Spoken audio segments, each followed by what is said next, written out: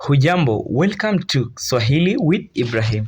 In this lesson today, you will learn transport in Swahili. Usafiri. Usafiri. This is lesson 11. But before we start this lesson, please subscribe to my YouTube channel. Now, let's get started. Number 1, gari. Gari. Car. Number 2, basi. Basi. Bus. Number 3, pikipiki. Pikipiki. Motorbike. Number 4, baiskeli. Baiskeli. Bicycle. Number 5, train. Train. Number 6, ndege. Ndege. Airplane. Number 7, boti.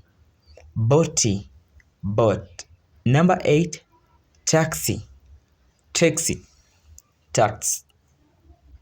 Number 9, lorry. Number 10, meli.